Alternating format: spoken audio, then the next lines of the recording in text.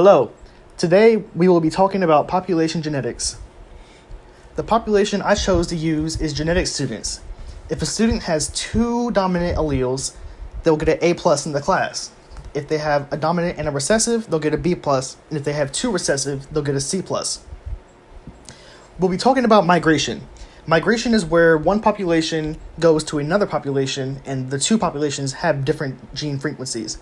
So the change in gene frequency depends on the migration rate and on the gene frequency of the immigrants versus the natives. For my example, here are the numbers I use for my populations. The classroom has 1,000 students total, and the transfer class has 10,000 students total.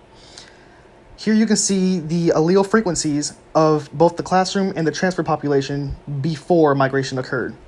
And the migration rate I chose to use is 0.4863. Now, there's a couple variables involved when we're talking about migration.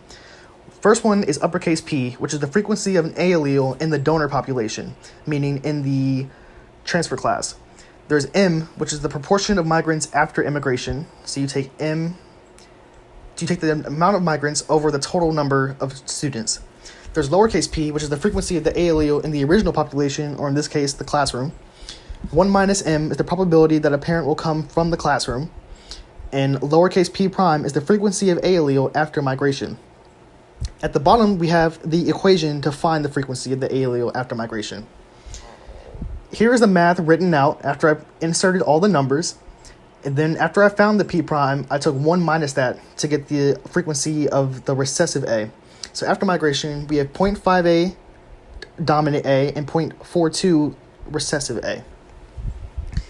Here we can see the genotypic frequencies. The transfer population had more dominant A's than lowercase, and the original had more heterozygous folks than any other one. After the math is completed, we can see that the genotypic frequency is still somewhat similar to the original classroom, but there's more dominant people than there are recessive. So here are the conclusions.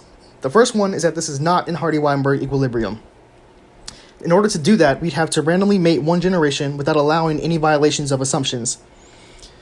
Migration, in the end, decreases genetic variation between populations and increases genetic variation within populations.